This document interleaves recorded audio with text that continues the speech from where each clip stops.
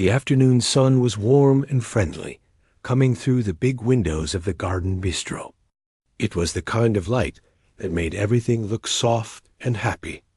Maya, who was 7 months pregnant, sat at a table with her mother. Her hands rested on her round belly, feeling the little kicks and movements of the baby inside. She was smiling. Today was a good day. They were out for a special lunch, just the two of them, to talk about names for the baby. Maya's mother, Eleanor, had a little notebook open on the table. "Okay," she said, her eyes sparkling. "What about Leo, if it's a boy?" "It means lion, strong." Maya laughed softly. "It's nice, but I keep thinking about something more.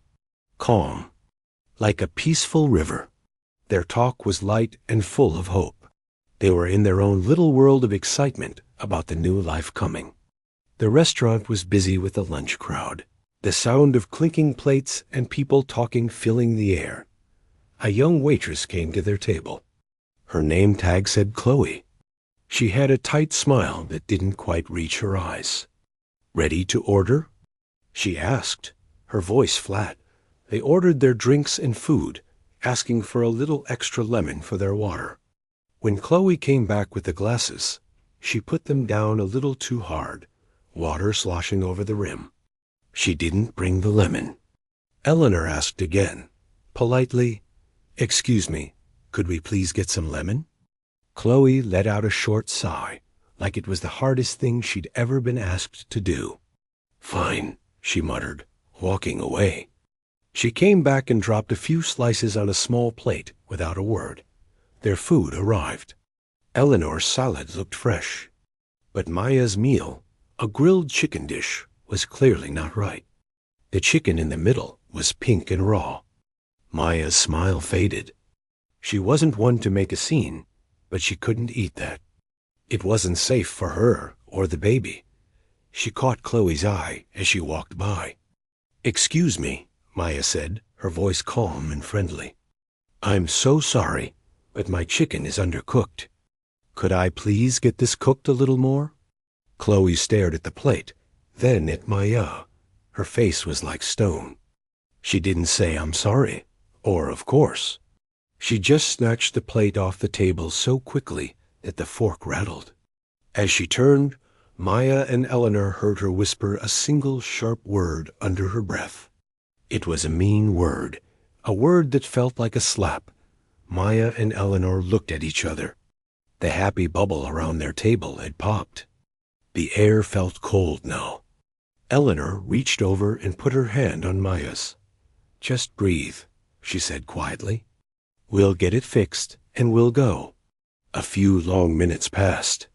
The restaurant noises seemed louder now, annoying. Maya felt a knot in her stomach that wasn't from the baby. She felt watched, judged. Then Chloe was back. She was holding a big, clear pitcher of water, filled to the top with ice and water. Chloe walked up to their table. She wasn't looking at their glasses to see if they needed refilling. She was looking right at Maya. Her expression was blank, empty of any feeling. "Let me get you some more water," Chloe said, her voice strangely quiet. Before Maya could say anything, before she could even move her glass, Chloe tilted the pitcher. But she didn't pour it into the glass. She poured it directly onto the table. A huge flood of icy water rushed across the wood and then poured straight into Maya's lap. The shock was instant and total. A freezing cold wave soaked through Maya's pretty summer dress. She gasped, jerking back in her chair, her hands flying to her belly. The water was so cold it stole her breath. Ice cubes tumbled into her lap and onto the floor. Time stopped for a second. Maya sat there, dripping, stunned. She looked up at Chloe. The waitress was just standing there, the empty pitcher in her hand. A nasty, fake little smile played on her lips. "Oops," Chloe said, her voice dripping with a sarcasm so heavy it was like a poison. "Clumsy me." Then she turned and walked away, as if she had just spilled a single drop, not an entire pitcher on a customer. The people at the next table had gone silent, their forks frozen in midair. They had seen everything. Some looked shocked. Others quickly looked down at their own plates. Embarrassed, tears of shock and humiliation welled up in Maya's eyes. She wasn't crying from the physical cold, but from the horrible public meanness of it. Eleanor's motherly instinct kicked in. She was on her feet, grabbing napkins, helping blot the water, her own face a mask of fury. "Get the manager," Eleanor said, her voice low and shaking with anger. Now, a busboy, looking uncomfortable, scurried away. The manager, a man in a stiff shirt, came over. His name tag said Mr. Reynolds. He looked at the wet table, the wet floor, and at Maya shivering in her soaked dress. "What seems to be the problem here?"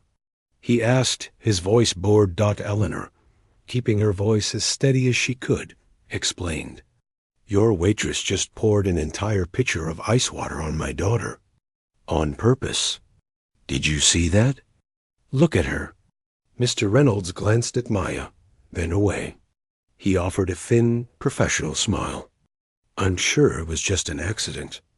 Our staff is very professional. These things happen in a busy restaurant. An accident?" Eleanor repeated, disbelief in her voice. She looked right at her and poured it.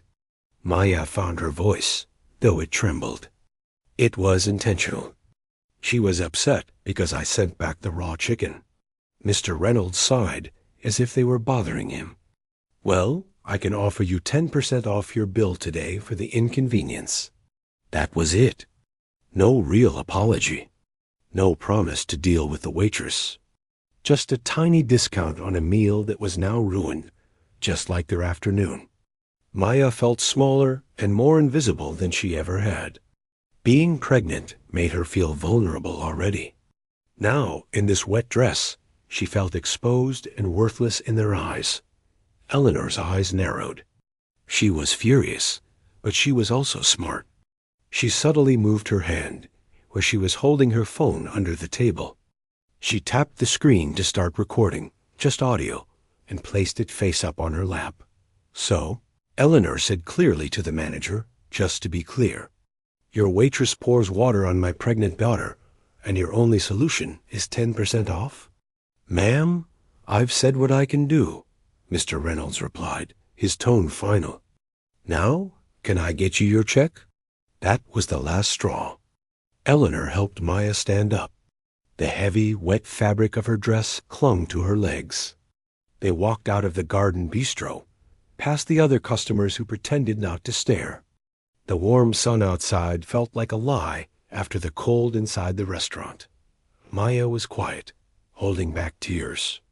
Eleanor held her close, her arm tight around her daughter's shoulders.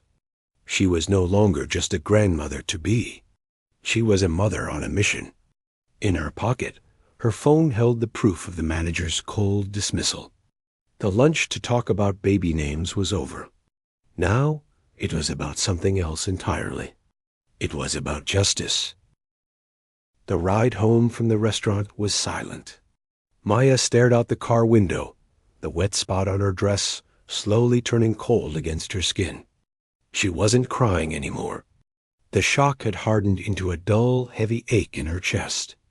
It wasn't just about the water. It was about the look on that waitress's face, the pure, mean satisfaction. It was about the manager, looking right through her like she was nothing. Her mother kept one hand on the steering wheel and the other firmly on Maya's knee, a steady, warm pressure. When they got home, Maya went straight to change out of the soaked dress. She held the crumpled, damp fabric in her hands for a moment before dropping it into the laundry basket. It felt like she was putting the whole awful moment away, but she knew she couldn't. As she changed into soft, dry clothes, she could hear her mother in the living room, speaking in a low, urgent voice on the phone. Her father was on his way home from work. Her older brother was coming over. The quiet apartment was becoming a command center. Maya walked out, feeling the baby kick, a little flutter of life that reminded her why this mattered. Her mother looked up. "Are you okay?" she asked. The question wasn't about the physical cold anymore. Maya took a deep breath. "No," she said honestly. "I'm not. And I'm tired of people thinking they can do this and just walk away." A fire was lit. They sat together at the kitchen table, the afternoon sun now casting long shadows. They talked it over as a family. They knew calling the restaurant again would be useless. The manager had made his position clear. This needed to be bigger. This needed witnesses.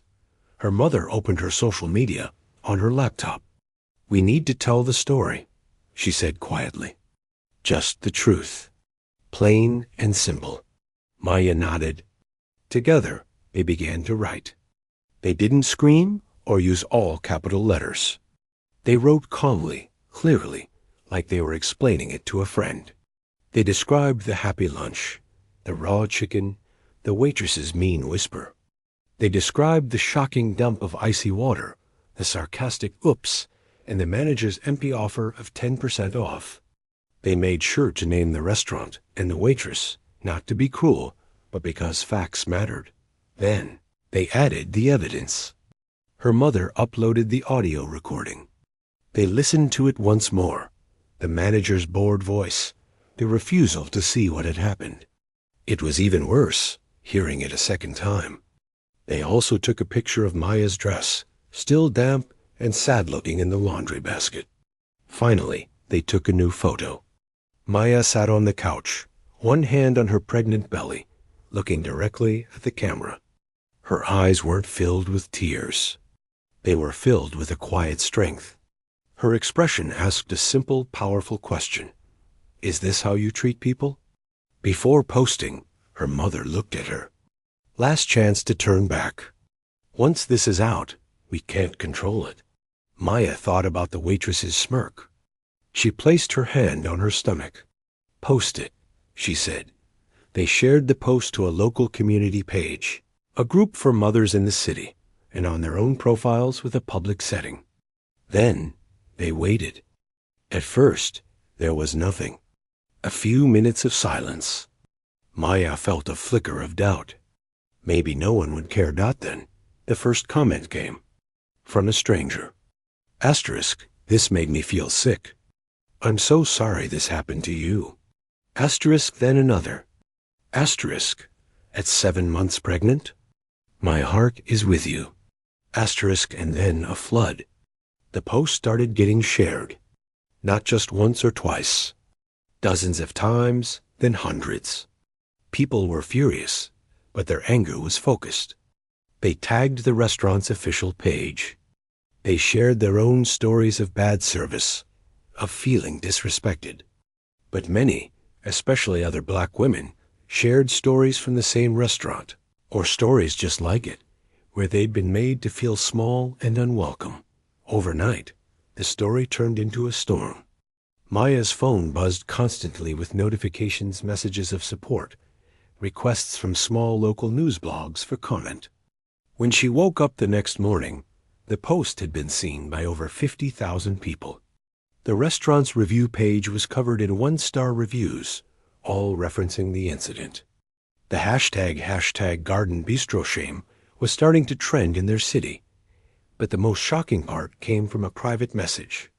An anonymous account sent Maya a screenshot. It was from the waitress's own private social media, posted just a few hours after the incident. There was no regret. Instead, it was a boast. The text over a meme said, asterisk, when you have to deal with a difficult customer all lunch and finally teach them a lesson. Worth it. Asterisk, her friends in the comments were laughing, leaving emojis of clapping hands and fire dot. Maya showed it to her mother. They weren't just dealing with a bad employee. They were dealing with someone who was proud of what she did. This screenshot was the final piece of the puzzle. It proved everything. Meanwhile, the restaurant had gone silent online. They didn't respond. They didn't apologize. They just tried to delete the negative reviews, which only made people angrier. The local news blogger who had contacted Maya published a short article now, titled, Pregnant woman drenched in ice water at local bistro. Management offers 10% discount. The story was no longer just a social media post. It was news. And people were waiting to see what the restaurant would do. The pressure was building like a thundercloud, quiet but heavy, ready to break. Maya watched it all from her living room, protected by her family. She wasn't just a victim anymore. Without even meaning to, she had become the center of a fight for something much bigger than a ruined lunch. She had given a voice to a feeling so many people had swallowed in silence. And that voice was getting louder by the minute. By mid-morning the next day, the story was a living thing. It had moved from screens and keyboards out into the real world. Maya's brother had come over, making tea and running defense on her phone so she could rest. But resting was impossible. Her living room felt both incredibly small and strangely vast, a quiet eye in the middle of a digital hurricane. A new notification popped up. It was a message from a man who wrote for the city's biggest online newspaper. "My name is David," he wrote. "I've been following your story. I'm so sorry this happened to you. Would you be willing to speak with me? I'm looking into the Garden Bistro's history." Maya looked at her mother, a real reporter. This was different from the bloggers. This felt serious. She agreed to talk on the phone. David's voice was calm and kind. He asked careful questions, not just about the water, but about the feeling in the room, the manager's tone, the weeks leading up to her pregnancy when she might have felt treated differently. He listened, really listened. Then he said something that made Maya sit up straighter. "This isn't just about one waitress on one bad day," he said. "Stories like this are almost never just about one person. They're about patterns. I'm going to see what I can find." While David dug, the community was already acting. In a local Facebook group for Black professionals, a woman named Lisa, a project manager who had never met Maya, took the lead. She was organized and furious. She created a simple plan, a peaceful public response. She contacted Maya's mother, asking for permission and blessing, which was given immediately. Lisa's post was a call to action. "Enough is enough. We stand with Maya. If you believe in dignity and respect, join us tomorrow at noon outside the Garden Bistro. Wear black. Bring your silence and your strength. Let them see the people they have disrespected." The response was instant. Hundreds said they would come. They weren't planning to yell or scream. They planned to stand quietly, a wall of silent witness. The event was shared in church groups, college alumni networks, and parenting forums. It was no longer just an online storm. It was becoming a physical one. Meanwhile, David the reporter was working his phone. He called former employees of the Garden Bistro. At first, people were scared, worried about causing trouble. But the viral story gave them courage. One former server, a young woman who had worked there the previous summer, agreed to talk if her name wasn't used. "It wasn't a good place," she told David, her voice a whisper. Chloe, that waitress, she was always making little comments about customers' hair, their clothes, how they talked. If they were black or foreign, her comments were worse. She'd call them difficult for no reason. We all complained to the manager about her. Nothing ever happened. "She's the owner's niece."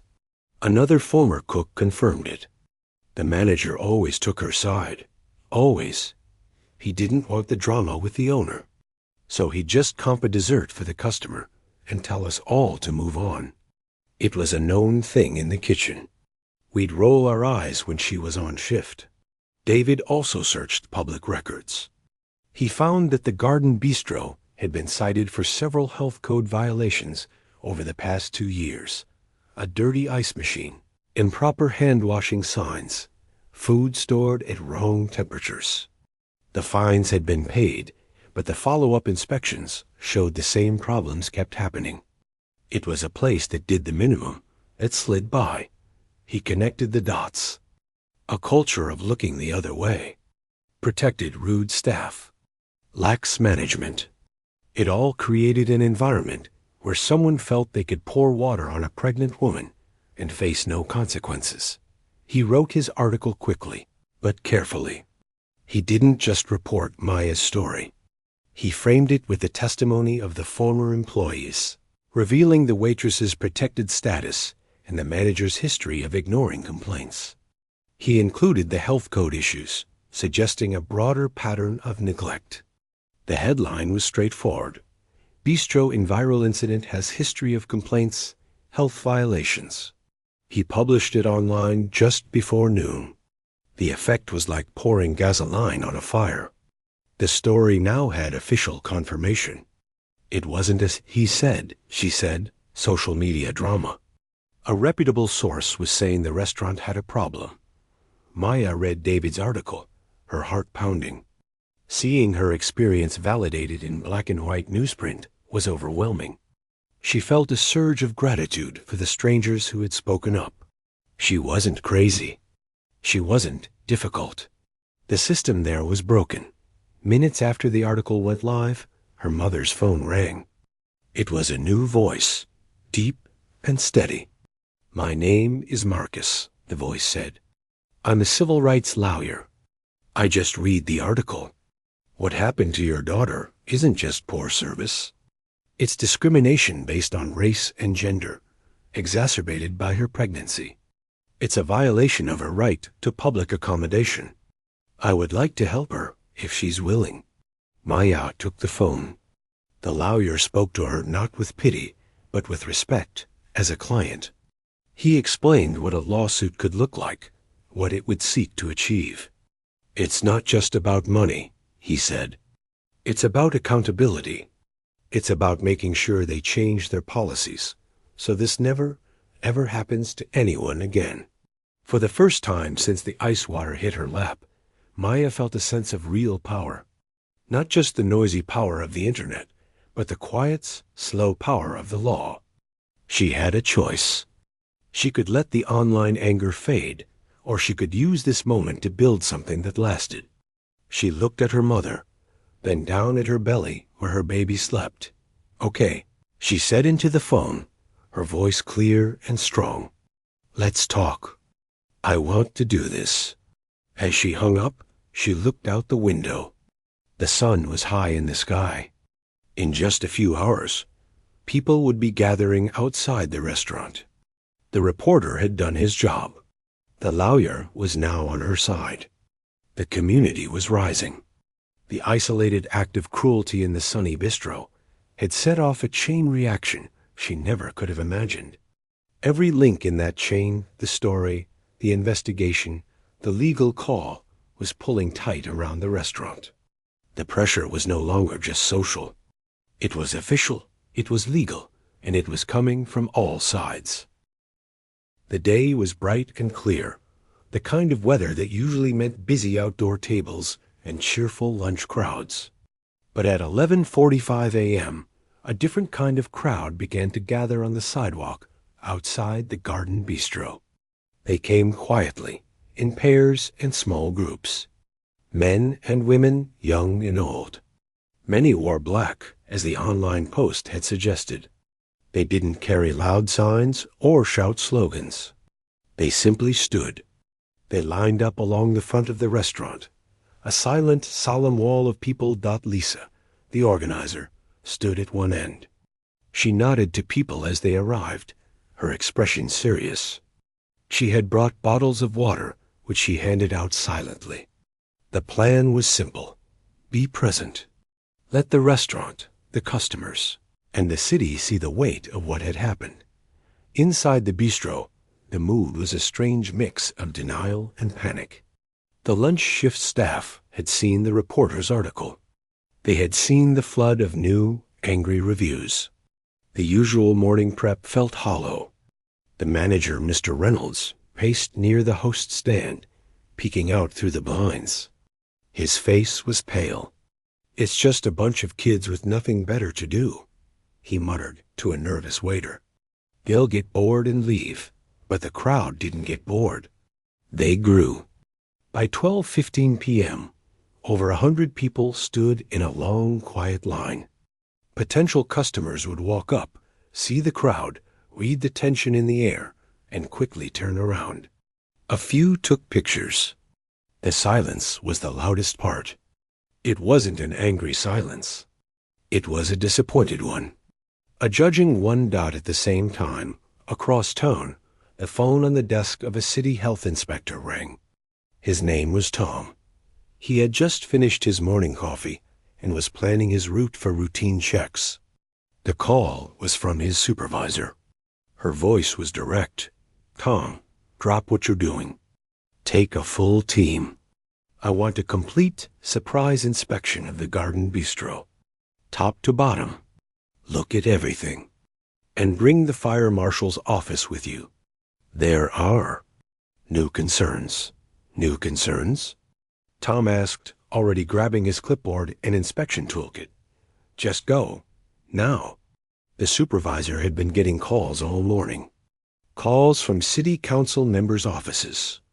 Calls from concerned citizens quoting the health violations in David's article.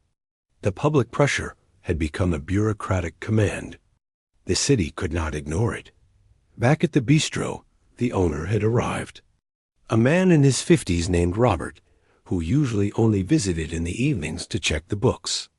He had seen the online firestorm, but thought it would blow over. Seeing the silent crowd face to face was a physical shock. He pushed through the front door, his face flushed. "What is this?" he said, his voice too loud for the quiet street. "This is harassment. You are harassing my business." Lisa, calm as stone, took one step forward. She spoke clearly so her voice would carry, but she did not shout. "We are here in support of a pregnant woman who was assaulted by your employee and dismissed by your manager. We are customers, or we were. We are the community. We are just standing here." Her words, so reasonable, made his anger look foolish. He spluttered for a moment, then turned and went back inside. Slamming the door. It was 1:30 p.m. when two official city vehicles pulled up, blocking part of the street. Tom, the health inspector, got out, along with two colleagues from his department and a man in a fire department uniform. They carried clipboards, flashlights, and probe thermometers. They walked with purpose, past the silent crowd, who parted to let them through. A few people nodded respectfully. This was the moment they had hoped for: accountability, not just anger. The bell over the bistro door jingled as the officials entered. The dining room was almost empty. Only 2 tables were occupied, and those customers looked like they wanted to be anywhere else. Robert, the owner, rushed over. "Can I help you?" he asked, a fake smile plastered on his face. "City health inspection," Tom said, not smiling back. "And this is Fire Marshal Andrews. We'll be conducting a full, unannounced inspection of your premises. Please show us to the kitchen immediately." What happened next was a swift, clinical unraveling. In the kitchen, the lunch rush should have been in full swing. Instead, cooks stood frozen as the inspectors got to work. Tom opened the large walk-in refrigerator. His thermometer probe sank into a tray of cooked chicken. The readout flashed, 52 degrees Fahrenheit. The safe temperature was 41 or below. "Critical violation," Tom said flatly, writing on his form. "Potentially hazardous food held at unsafe temperature." He moved to the dry storage pantry. He moved a bag of rice and shone his flashlight. There, in the corner, were tiny, dark pellets. Rodent droppings. Evidence of pest activity, he noted. Another inspector was at the 3-compartment sink for washing dishes. The water was cloudy and cold. There was no sanitizer solution prepared. "You are not following proper warewashing procedure," she said. Meanwhile, Fire Marshal Andrews was in the back hallway. He pointed to a stack of cardboard boxes filled with canned tomatoes. "This is an emergency exit corridor," he said. "This is completely blocked. A serious fire code violation." The list grew. A leaking pipe under a sink was creating a puddle. An employee's personal jacket was hanging on a hook right next to prepared salads. The hand-washing sink had no paper towels. Each finding was stated calmly, written down, and photographed. The owner and manager followed them, their protests growing weaker with each new violation. Robert kept saying, "We can fix that right now. Just give us a chance." But Tom shook his head. "This is a snapshot inspection. What we see is what we document. You've had warnings for some of these issues before." Outside, the crowd watched the windows. They could see flashes of official uniforms moving past the blinds. They saw the owner gesturing wildly. They knew something was happening. The silence deepened, charged with anticipation. Finally, at 4:05 p.m., the inspectors emerged. They did not look at the owner, who was now on his phone, his voice desperate. The officials huddled for a moment by their vehicles, completing their paperwork. Tom then approached Lisa in the front of the crowd. He spoke to them as much as to anyone. "This establishment is being closed immediately for critical public health hazards and fire code violations.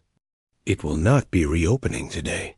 He walked back to the front door, where his colleague was already pulling out a bright red official notice from a folder. It said, "Condemned," in big, bold letters. They used heavy-duty tape to fix it squarely across the glass door. The sound of the tape ripping was the only sound on the street dot inside. Through the glass, the staff could be seen taking off their aprons. The last 2 customers were leaving, their meals unfinished. The owner was slumped in a chair, his head in his hands. The crowd outside did not cheer. They did not celebrate. There was a collective exhale, a sigh, a profound relief. Lisa looked around at the faces of the strangers who had become comrades for an afternoon. She gave a small, slow nod. Then, as quietly as they had come, people began to drift away. Their job for now was done. The shiny red notice glinted in the afternoon sun. The restaurant, which had been so busy and bright just 24 hours earlier when Maya and her mother sat down, was now still and silent, officially shut out from the world. The building itself seemed to hold its breath. The bright red "Condemned" notice on the door was like a period at the end of a shocking sentence. But for Maya, it wasn't the end of the story. It was a strange, quiet beginning. The whirlwind of noise online, the protests, the inspections, it all stopped, leaving behind a silence that felt heavy. She stayed home, away from the cameras and the chatter, feeling the baby turn and kick as if reminding her of what truly mattered. A few days after the shutdown, a formal letter arrived from the lawyer. It was addressed to the owner of the Garden Bistro. It laid out everything: the facts of the incident, the emotional distress, the clear discrimination. It wasn't a screaming argument. It was a cold, clear list of wrongs, and it demanded a serious conversation about making them right. The lawyer called it a claim, the first step before a lawsuit. He told Maya, "Now we see if they want to talk or if they want to fight." The owner, Robert, was already fighting, but a losing battle. He was dealing with massive fines from the city. The health department violations came with huge penalties. The fire marshal's office had its own fees. The restaurant was bleeding money every single day it was closed. His insurance company called, asking uncomfortable questions about the incident. His own family was divided, some blaming him for protecting his niece for so long. Finally, he called his own lawyer. "What do I do?" he asked, his voice tired. The advice was blunt. "You settle. You settle quickly, and you make it as quiet as possible. That video of your manager is a jury's worst nightmare. And the health department's report? It proves your place was poorly run. You will lose in court, and you will lose big. A week after the water was poured, Maya and her lawyer sat in a calm, sunlit conference room. Robert and his lawyer sat across the table. The owner looked like he hadn't slept. He avoided looking directly at Maya for a long time. His lawyer did most of the talking: apologies, explanations about training failures, promises of change. Maya's lawyer listened, then slid a single piece of paper across the table. It listed their terms. It wasn't just about money. The terms included a full public apology signed by the owner. It required the permanent termination of the waitress, Chloe, and the manager, Mr. Reynolds. It demanded that all remaining staff complete certified anti-discrimination and customer service training.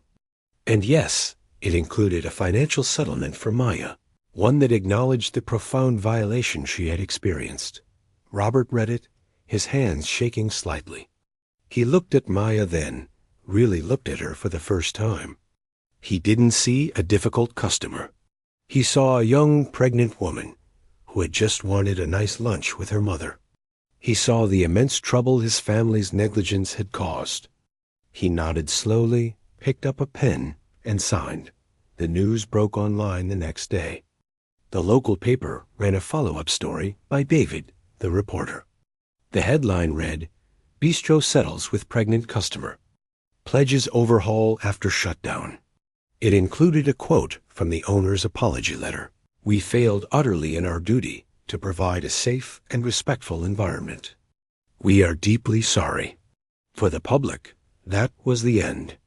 The story had a conclusion. Justice, in a way, had been served. The crowd moved on to the next thing. The hashtags stopped trending.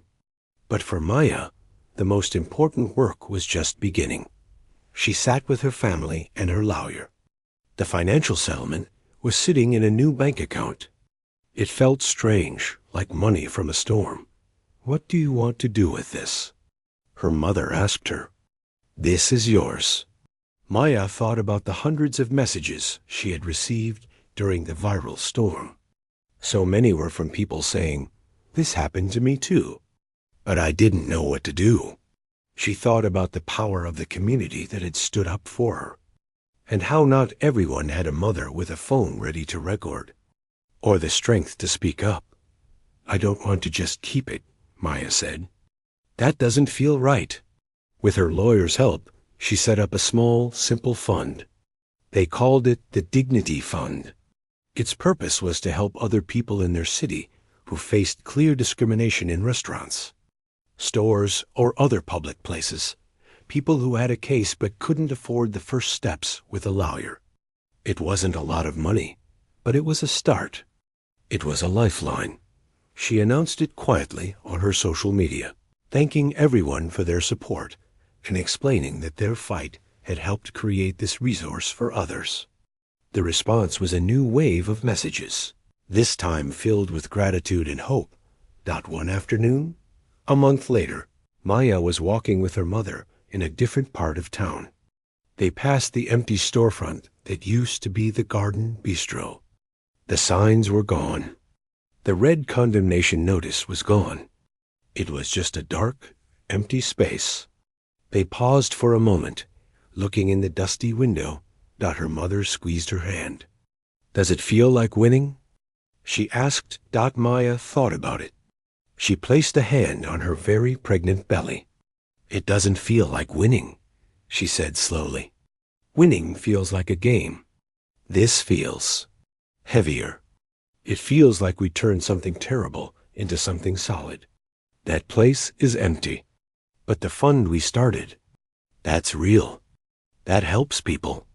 She turned away from the dark window and kept walking. The late afternoon sun was warm on her face. The incident, the shock, the fear, they were all still a part of her. They would always be a memory. But they weren't the whole story. The whole story was also about her mother's fierce love, about a reporter doing his job, about strangers standing silently on a sidewalk, and about a lawyer who saw wrong and helped to right it. The story was about how cruelty, when it is dragged into the light, and sometimes be met by a force bigger than itself. It was about a woman who, instead of just getting angry or just getting even, decided to build a small piece of something better. Her baby kicked, a strong, healthy movement. She smiled. They were going to be okay.